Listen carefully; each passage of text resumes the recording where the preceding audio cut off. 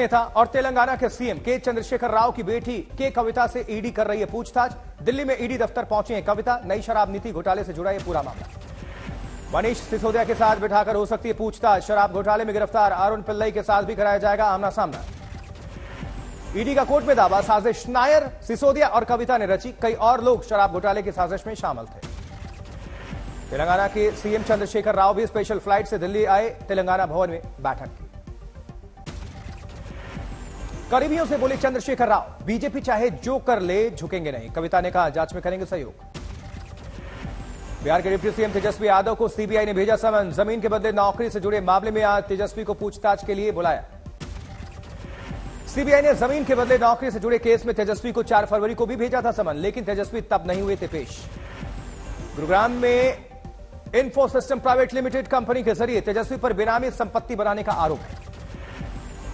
दिल्ली में तेजस्वी के जिस ठिकाने पर ईडी ने कल छापेमारी की कार्रवाई की थी, वो घर भी एके इन्फो सिस्टम के नाम पर ही रजिस्टर्ड है।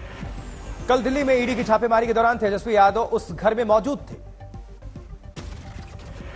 लालू यादव से जुड़े जमीन के बदले नौकरी मामले में ईडी की छापेमारी जारी है। लालू के रिश्तेदारों के घर छापेमारी में ईडी को मिला भारी कैश। दिल्ली के न्यू फ्रेंड्स कॉलोनी में छापेमारी के दौरान ईडी को मिला 53 लाख रुपए कैश। ईडी की टीम को छापेमारी के दौरान सोना भी मिला है। 540 ग्राम सोना जब्त। ईडी ने छापेमारी के दौरान 1.5 किलो से ज्यादा सोने के जेवरात भी बरामद किए। ईडी टीम ने बिहार के डिप्टी सीएम तेजस्वी यादव और उनकी बेटियों के घर पर भी छापेमारी की थी। वहीं लालू के कुछ और करीबियों के घर भी ईडी की रेड। लालू के समधी के घर ईडी की रेड 16 घंटे तक चली। कई दस्तावेज जब्त। आईआरसीटीसी घोटाले में जितेंद्र यादव के घर पहुंची थी ईडी की टीम। जितेंद्र यादव के घर पर छापेमारी में कई चीजें जब्त हुई हैं। कल सुबह 8:30 बजे से बीती रात 12 बजे तक चला था छापा। जमीन के बदले नौकरी घोटाले में लालू के परिवार और करीबियों पर ईडी की छापेमारी। दिल्ली, मुंबई, यूपी, बिहार में रेड। उधर बीजेपी नेता सुशील मोदी ने उठाया जमीन के बदले नौकरी का मुद्दा। लालू परिवार की करोड़ों की बेनामी संपत्ति का दावा किया। तेजस्वी यादव और लालू परिवार ये बताएं कि आखिर लालू यादव 141 भूखंड के मालिक कैसे बन गए। वहीं कांग्रेस ने उठाया तेजस्वी के घर ईडी की छापेमारी का मुद्दा। कांग्रेस अध्यक्ष मल्लिकार्जुन खड़गे ने ट्वीट किया, पिछले 14 घंटे से मोदी जी ने बिहार के उप मुख्यमंत्री तेजस्वी यादव के घर ईडी बिठा रखी है। मल्लिकार्जुन खड़गे ने लिखा, तेजस्वी की गर्भवती पत्नी और बहनों को सताया जा रहा है। लालू जी बुजुर्ग हैं, बीमार हैं, तब भी मोदी सरकार ने उनके प्रति मानवता नहीं दिखाई। मनी लॉन्ड्रिंग केस में गिरफ्तार महाठग सुकेश चंद्रशेखर ने फिर जेल से लिखा लेटर। सुकेश ने एक पत्र उपराज्यपाल को, दूसरा दिल्ली के मुख्यमंत्री अरविंद केजरीवाल को लिखा। फिल्म निर्देशक सतीश कौशिक की प्राथमिक पोस्टमार्टम रिपोर्ट में कुछ भी संदिग्ध नहीं मिला। 15 दिनों में मिलेगी फाइनल पोस्टमार्टम रिपोर्ट। पुलिस ने फार्म हाउस से जांच के दौरान कुछ दवाइयां बरामद की हैं। डाइजिन और शुगर की कुछ दवाइयां नॉर्मल बरामद। शराब नीति घोटाले में मनीष सिसोदिया की मुश्किलें बढ़ी। 17 मार्च तक ईडी की रिमांड पर भेजे गए। कोर्ट में ईडी ने दावा किया, आबकारी नीति तैयार करने के पीछे थी साजिश। आरोपियों को आमने सामने बिठाकर होगी पूछताछ। ईडी का दावा, संपर्क में थे के कविता और मनीष सिसोदिया। शराब नीति में बदलाव करके करोड़ों का हेराफेरी किया। एजेंसी ने शराब नीति केस में 7 और लोगों को नोटिस भेजा है। घोटाले को लेकर होंगे सवाल जवाब। सीबीआई मामले में मनीष सिसोदिया की जमानत याचिका पर सुनवाई टली। 21 मार्च को होगी सुनवाई। जबकि राजस्थान में पुलवामा के शहीदों के परिवार को लेकर सियासी घमासान। जयपुर में बीजेपी नेताओं ने गहलोत सरकार के खिलाफ किया जोरदार प्रदर्शन। शहीदों की विधवाओं से बदसलूकी के आरोप पर बीजेपी ने किया हंगामा। बीजेपी प्रदर्शनकारियों के बीच भारी सुरक्षा बलों की तैनाती।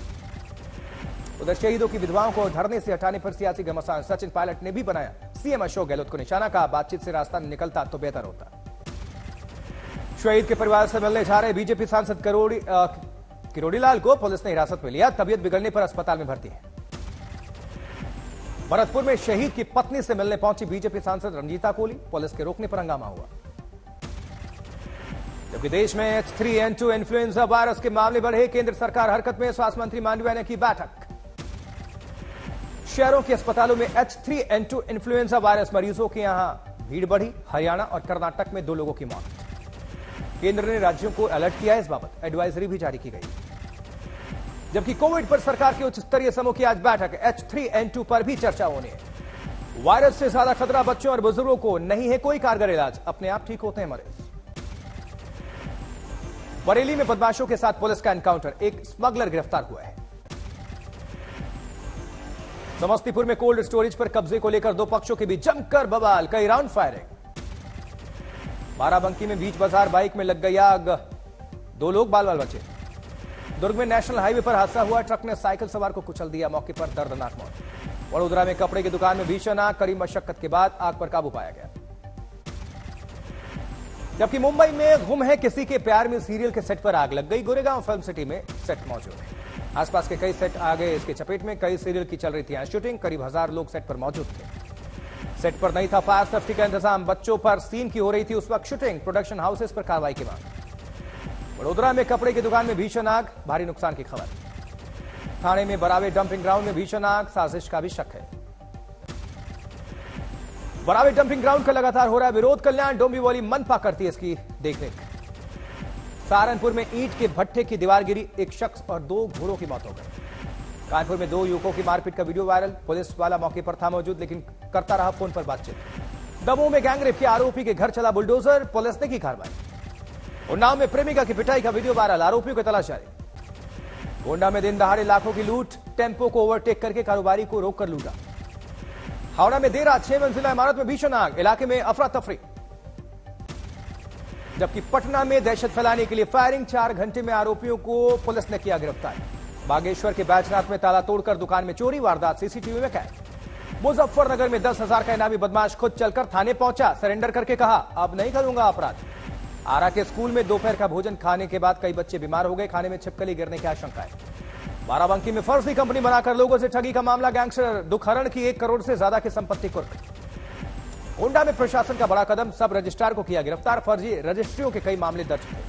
सहरसा में कब्र में दफन युवती का शव जांच के लिए निकाला गया, परिजनों ने लगाया था दहेज हत्या का आरोप। अलीगढ़ में बंद कमरे में मिली पति पत्नी की लाश, पुलिस जांच में जुटी।